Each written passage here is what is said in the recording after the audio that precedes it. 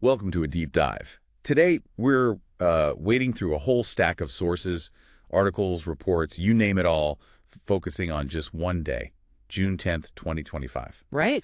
Our mission really is to navigate all this material together, pull out the most crucial insights, and, connect the dots for you. Yeah. What really jumps out just looking at these sources is the sheer intensity and, well, the variety of stuff happening globally and right here in the U.S. Absolutely. It's a real snapshot of a pretty volatile world, isn't it? Touching on, everything from domestic policy, international relations, public safety. And tech reliability, too. Exactly. Things we increasingly depend on. We're not just reading headlines here. We're aiming to understand the context, the impacts, and the different angles presented in the material you've gathered. That's the idea. This deep dive is designed to help you get a clear picture of what went down on this one day, sort of cut through the noise and really grasp why it matters. Okay. So let's unpack this stack of information and see what essential nuggets we can dig out for you. Sounds good. Let's kick off close to home. A major situation dominates the reports out of Los Angeles. The sources highlight significant unrest linked to anti-ICT protests. That's right. What happened is these protests, they actually started back on June 6th, following mass ICE raids. Okay. And they escalated. By Juneteenth, they were into their fifth day.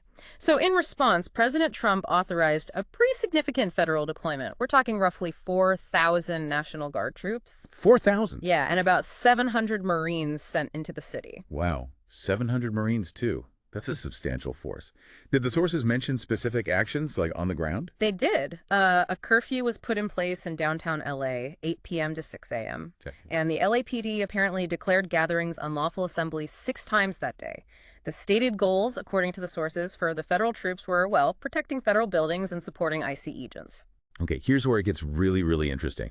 Because multiple sources pointed out this deployment, especially using Marines, and federalizing the Guard without maybe state consent. Right. It just immediately reignited these huge legal and constitutional debates. This is absolutely key. The move brought back all these long-standing questions about, the limits of presidential power in deploying military forces inside the U.S. States' rights questions, too. Exactly. And implications for states' rights. Governor Gavin Newsom of California reportedly pushed back hard, called the military presence excessive, intimidating. He sought legal action. Yes, sought legal intervention, arguing civil liberties were basically on the line. And the ripple effect is also clear from the sources, isn't it? This LA situation sparked solidarity protests elsewhere. Austin, Dallas. New York, Philadelphia were mentioned too, yeah. Right. And the impacts went beyond just the immediate protests. The sources note mass arrests in LA, and a pretty significant taxpayer cost $134 million mentioned for just the federal military part. Wow. It obviously cranked up the tension between federal and state authorities and deepened political polarization. You saw Republicans in the reports framing it as necessary for public safety. Well, Democrats called it overreach. Denounced it as authoritarian overreach, exactly. The sources also mentioned the rhetoric, like Governor Newsom's speech warning, "Democracy is under siege," which got sharp responses from Trump administration officials. It's presented as a real flashpoint for these big national debates on immigration, civil liberties, and the militarization of law enforcement. Okay, let's shift gears. Moving overseas now. Yeah. June 10th saw a number of critical developments shaping international affairs. Middle East first. The sources report a pretty notable military action. Right. On June 10th, the Israeli Navy conducted its first ever naval strike that we know of, at least targeting Houthi forces in Yemen, specifically the port of Hodeidah. And the reason given, according to the sources, was Israel citing Houthi use of the port for transporting weapons. This is happening amid rising tensions after recent Houthi attacks on Israel itself. Precisely. Israel apparently views this port as a strategic channel for arms supplied via these Iran-aligned Houthi rebels. The potential impact noted in the sources is pretty significant. It signals a possible widening of the Israel-Houthi conflict. Which means more risk. Yeah, raises risks of broader maritime escalation, maybe even wider regional confrontation. There was also concern mentioned that damage to the port could disrupt crucial humanitarian aid for Yemen.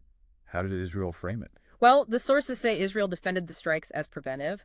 Meanwhile, international actors were expected to raise concerns about, maritime security and the humanitarian side. Okay, still focusing on Israel. The sources describe a move by several Western allies that seems, well, unprecedented. Yes, this was definitely framed as a first. On June 10th, the UK, Canada, Australia, New Zealand, and Norway all imposed targeted sanctions. Travel bans, asset freezes, On whom specifically? on two sitting Israeli ministers, Itamar Ben-Gvir and Bezalel Smotrich. And the reason cited in the sources is incitement to violence in the West Bank. Yeah. The articles really stressed how unusual this was, this kind of action from these allies towards Israeli officials. It really is. Ben-Gvir and Smotrich are highlighted in the sources for their ultra-nationalist positions, pushing settlement expansion, opposing Palestinian statehood, the impact, an immediate escalation of diplomatic friction between Israel and these countries. How did Israel respond? Criticized it sharply, called it politically motivated, according to the reports. But interestingly, the sources also mentioned domestic protests in Israel praising the sanctions. So mixed reactions. Very much so. Supporters, as the sources say, argued it upholds human rights, tries to keep a two-state solution viable. Critics, though, and one source mentioned U.S. Secretary of State Marco Rubio here, argued it could actually undermine negotiations and make ceasefire efforts harder. Complex. Yeah. And staying in that region, there was also a really tragic report out of Gaza from that day.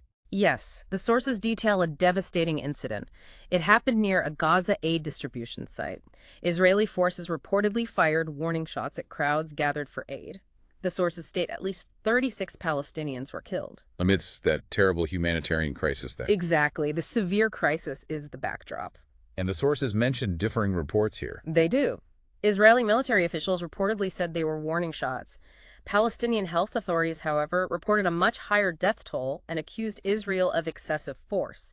The IDF announced an internal review. This wasn't isolated, right? The sources suggest. No, what's particularly stark, they report over 160 deaths in similar situations just this year. Near aid points, the impact is just profound. It further strains relations, obviously, fuels international condemnation, calls for accountability. And hampers aid efforts. Hugely. Humanitarian organizations warned it could make dire conditions even worse and hinder aid delivery. It became a rallying point for global protests and just deepens the despair among Palestinians. It really highlights the volatility and the potential for more clashes, more diplomatic fallout. Okay, shipping away from the Middle East for a moment, the sources also point to some diplomatic shifts elsewhere, like Cuba opening an embassy in South Korea on the 10th. Yeah, that finalized relations agreed back in February 2024. The sources kind of frame this as, well, part of South Korea's strategy to expand relations in Latin America. And for Cuba, it's a move to diversify partnerships, amidst changing global tides. Any potential impacts mentioned? Potential growth in trade, they mentioned agriculture, tobacco, biotech, plus more cultural political exchange. And the sources note implications for U.S. and North Korean interests in the region, too, so layers there. We also see updates on ongoing conflicts. Continued Russian attacks on Kyiv and Odessa. Yes, drone and missile attacks continued, according to the sources. Prompted President Zelensky to renew calls for U.S. and Western support, just underscores the conflict's intensity and the human cost. And something else noted was domestic opposition in Hungary. Right, a significant protest. Around 15,000 people demonstrating against Prime Minister Viktor Orban's government on Juneteenth, citing concerns over democratic backsliding and corruption. Reflects growing dissatisfaction then. It seems so. Could influence Hungary's political future, its relationship with the EU. The sources also touch quickly on a few other international points, just painting that global picture. Yeah, a real mix. Former President Bolsonaro testifying in Brazil about an alleged coup plot.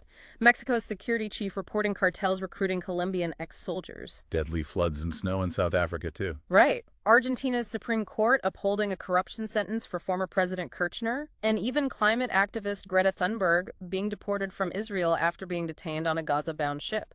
It just shows how many different complex situations are playing out all at once. Okay, let's turn our attention back now, maybe to events highlighting broader societal issues, vulnerabilities. A really tragic event occurred in Austria on Juneteenth. Yes, the sources report a mass shooting, a secondary school in Graz, Austria. A 21-year-old ex-student opened fire, killed 10 people, 8 students, 2 staff members before committing suicide. Just awful. Yes. A dozen others injured, too, the report said. Yes. The sources provide some context. Austria has relatively high gun ownership for Europe. Police apparently found a suicide note indicating the shooter felt bullied. And he owned the guns legally. Reportedly, yes. No prior criminal record, legally owned weapons. The impact must have been immense. Huge! Austria's worst school attack in modern history, the sources say, prompted a 3-day national mourning period, urgent calls for stricter gun laws. It reignited that whole international debate on school security, mental health support, the role of bullying. And different perspectives on solutions. Exactly. Divided between advocating for tighter gun controls versus focusing more on mental health and bullying as the critical factors. Okay. Switching gears quite dramatically now. The sources also reported on something many of us might have experienced directly that day, a big tech outage. Right. Juneteenth, there was a widespread global outage hitting OpenAI services. ChatGPT, Sora, their APIs, started early in the US and seemed to get worse. And given how much people rely on these platforms now, students, professionals, businesses, the sources noted this was one of OpenAI's most prolonged outages ever. Yeah, the impact was significant. It messed up workflows, deadlines, professional tasks for users everywhere. Sources mentioned people scrambling for alternative AI tools temporarily. What does an event like that highlight? Well, the sources point out it really underscores the fragility, of this AI infrastructure we're building and the importance of redundancy, contingency plans, things users and commentators were calling for. OpenAI, the sources said, expressed regret and worked to get things back online. All right, finally, let's look at a longer-term global trend highlighted in the sources. A report on fertility rates released on June 10th. Yes, the UN Population Fund put out a report warning about an unprecedented global decline in fertility rates. What's interesting, the sources clarify, is the report doesn't attribute this mainly to young people not wanting kids. So what's the reason then? It points more towards economic pressures, changing social norms, and people delaying starting families. That has really big implications down the line, doesn't it? It really does. The sources note that falling fertility could lead to aging populations, labor shortages in many countries that impacts economic growth, social welfare systems, healthcare, pensions, even global competitiveness. So what's the call to action? Well, policymakers are urged to look at supportive measures for families, better childcare, parental leave, stuff like that. The report challenges stereotypes and, as the sources say, raises these huge policy questions about aging populations, workforce sustainability, likely to shape political agendas. And just briefly, related to global trends, the sources also mentioned Canada's wildfire season, starting unusually early and severely. Yes, tens of thousands already displaced. Ties into the broader climate discussion, obviously. And sources noted Brazil fast-tracking controversial Amazon projects ahead of UN climate talks, sparking that debate about development versus conservation. Wow. Okay, stepping back, that was a rapid tour through a lot of ground covered in these sources from just one day, June 10th, 2025. It really was. From protests and political clashes here in the U.S. to naval strikes, sanctions, diplomatic moves abroad, plus those deeply concerning events like the shooting in Austria, the tech outage revealing fragility, and these big long-term trends like fertility decline and climate impacts. It really shows how interconnected everything is and just how much can happen in 24 hours. Absolutely. What this deep dive into the sources really highlights is just how many different forces are constantly in motion, shaping our world. Understanding the individual events gives crucial context, but seeing them together like this helps reveal those larger patterns, the ongoing challenges. And hopefully, this deep dive has given you some key insights and connections to take away from that particular snapshot in time. As you think about these events, maybe consider this. A lot of the situations we talked about today involve these fundamental tensions, right? Between federal and state power, security and civil liberties, economic needs versus environmental protection, or just our reliance on systems, physical or digital. What kind of balance do these events suggest we're striking right now? And maybe more importantly, where might those tensions lead us next? That's something worth mulling over.